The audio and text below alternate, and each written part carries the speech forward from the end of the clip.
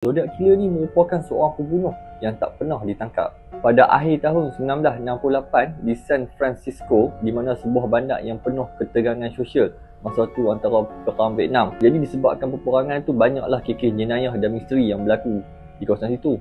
Jadi pada 20 November 1968, di mana ada satu sepasang remaja iaitu Betty Lau dan juga David. Masa tu mereka tengah dating di dalam kereta tau, di mana kawasan situ dipanggil Lake Herman Road. Jadi waktu tu mereka tengah dating sambil sambut Christmas lah. Jadi masuk saja jam pukul 11 malam, tiba-tiba terdengar bunyi dua dah tembakan. Jadi apabila polis tiba saja di kawasan situ, mereka dapati David telah pun meninggal di dalam kereta, manakala Betty Lau meninggal jarak beberapa meter daripada tempat mereka dating dalam kereta tu lah. Boleh dikatakan masa tu si Betty ni cuba untuk melarikan diri, tapi dia ditembak daripada belakang. Jadi boleh dikatakan kejadian tu tak ada saksi mata ataupun motif kenapa mereka dibunuh. Jadi dekat sini bermulalah satu misteri pembunuhan yang terjadi. Jadi selang saja 6 bulan kemudian, pada tanggal 4 Julai 1969, masa tu merupakan malam sambutan kemerdekaan Amerika Syarikat. Dua pasangan iaitu Darlene dan juga Michael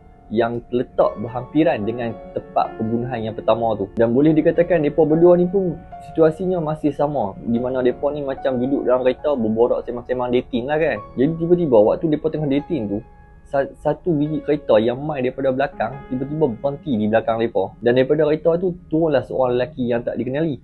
Dengan dia turun tu, dia bawa lampu suluh beserta senjata. Jadi tanpa cakap banyak, lelaki misteri tu pun dia terus berjalan pergi kat kereta mereka dua kan. Sampai-sampai tak ada amaran apa, terus saja tembak mereka berdua. Jadi disebabkan kejadian tu, di mana wanita iaitu Darlene mati di tempat kejadian, manakala yang boyfriend dari Michael tu berjaya diselamatkan lah, cuma cedera parah. Jadi pihak polis cubalah untuk mengambil sedikit keterangan dekat si Michael ni, di mana waktu tu si Michael mengatakan orang tu merupakan orang yang berkulit putih lah, dan berumur lebih kurang dalam lingkungan 30-an, di mana pakaian dia berpakaian gelap dan wajah dia pun agak sama-sama lah sebab masa tu malam. Jadi dekat situ bermulalah pihak polis untuk membuat pencarian, tapi tak berjaya jugalah, sehinggalah sebulan selepas serangan yang kedua tu, di mana pihak akhbar mereka menerima 3 surat misteri daripada seseorang, dan dikatakan setiap surat tu memiliki nama yang menamakan diri dia sebagai Zodiac. Dan dalam surat tu mengatakan terjadinya kes dua-dua pembunuhan tu merupakan datang daripada dia sendiri, yang mana dia nak beritahu yang dia lah yang bunuh pasangan-pasangan tu. Dan dalam surat tu juga memiliki satu simbol simbolik lah, menandakan dia sebagai Zodiac. Jadi bukan sekadar dia bagi tahu saja tau yang surat tu dia sebenarnya yang pembunuh, tapi dia juga ada bagi beberapa kod rahsia supaya polis boleh pecahkan kod tu. Di mana dalam surat tu juga dia mengatakan, if you crack this code, you will have me. Jadi dia nak mainkan polis tu, dia suruh polis tu pecahkan kod untuk tangkap dia lah kan. Jadi masa tu pihak polis dan juga beberapa orang yang pakar dalam bidang kod ni pun cubalah untuk memecahkan kod tersebut, tapi mereka ni tak berjaya. Sehinggalah ada pasangan guru yang berjaya memecahkan kod tu, di mana mereka berdua ni berjaya memecahkan kod tu, di mana sebuah mesej yang menakutkan, di mana dia mengatakan dia suka sangat membunuh. Bagi dia membunuh itu adalah satu benda yang menyeronokkan. Jadi dia nak main satu permainan lah, yang mana game bunuh-membunuh di dunia nyata. Dan dia juga mengatakan yang dia adalah seorang lelaki yang lebih bahaya daripada semua binatang. Jadi dalam sibuk polis tengah mencari siapa si pembunuh dan siapa si Zodiac ni, masuk saja 27 September 1969, ada dua pelajar universiti iaitu Brian dan juga Cecilia, di mana waktu tu mereka tengah berkelah di tepi tasik tau. Tiba-tiba muncul seorang lelaki yang mana dia ni pakai hood hitam, di mana waktu tu dia main, dia sebelah tangan dia pegang pisau, sebelah tangan dia lagi pegang pistol. Jadi sampai dia si Zodiac kat situ, dia terus ikat dua pelajar tu dan menikam mereka beberapa kali, yang membuatkan akhirnya Cecilia meninggal dekat situ serta-merta, tapi tidak untuk si Brian, di mana Brian ni berjaya diselamatkan.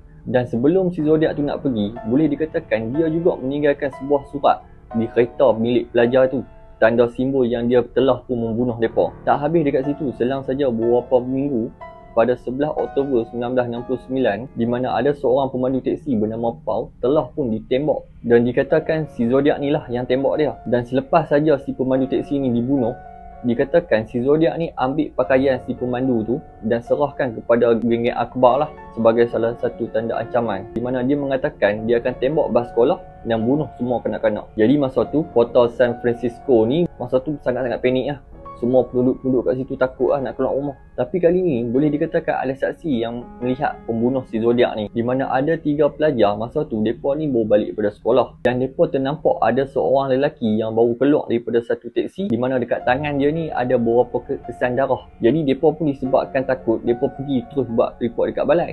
Tapi setelah disiasat, rupanya bukan dia, disebabkan lelaki yang mereka nampak tu merupakan lelaki berkulit hitam. Sedangkan saksi-saksi yang pernah kenal dengan si Zodiac ni mengatakan lelaki tu berkulit putih. Jadi disebabkan tu, Zodiac ni masih lagi menjadi misteri. Jadi si Zodiac ni bukan sekadar membunuh tau, malah si Zodiac ni juga mengejek pihak-pihak polis dan juga akhbar, di mana antara 1969 hingga 1974 lebih 30 surat media dan juga pihak polis menerima, di mana surat-surat tu antara surat yang diejek lah, di mana dia mengatakan bila lah nak tangkap aku. Antara ejekan yang paling dia ingat, dia mengatakan aku sedang menunggu bila lagi movie tentang aku nak keluar. Seolah dia tahu satu hari nanti akan ada orang buat cerita tentang dia. Setelah bertahun-tahun mereka cuba untuk mencari, ada juga beberapa teori dan juga suspek yang mereka syak sebagai si Zodiac ni. Yang pertama iaitu Arthur Allen, di mana Arthur ni merupakan seorang guru dan juga bekas askar. Dia ni disyaki disebabkan dia punya pistol tu serupa dengan si Zodiac, jenis yang sama lah. Tapi disebabkan DNA dan juga cap jari tu tak ada langsung bukti menuju kepada si Arthur ni, menyebabkan dia ni terlepas lah. Dan yang kedua pula Richard, di mana Richard ni merupakan seorang wartawan di kawasan pembunuhan tu lah. Dan mereka juga mengatakan gaya dia bercakap dan cara dia bertulis seseolah nampak sebiji seperti Zodiac. Tapi disebabkan kekurangan bukti, si Richard ni pun bebas. Dan dekat situ mereka bukan saja jejak suspek tau, malah mereka juga mengatakan beberapa teori. Ada juga teori yang mengatakan si Zodiac ni bukanlah seorang, tapi ramai. Di mana mereka mengatakan si Zodiac ni merupakan sekumpulan askar, iaitu askar pembunuhan lah. Tapi itu hanyalah sebuah teori. Jadi dah berpuluh-puluh tahun berlalu, identiti Zodiac Killer masih lagi menjadi misteri. Akhirnya pada tahun 2004, pihak FBI menutup kes kerana kekurangan bukti dan juga saksi. Dan ini antara salah satu kes yang tak dapat dipecahkan oleh pihak FBI, dan sehingga hari ini tak ada siapa yang tahu siapa Zodiac Killer.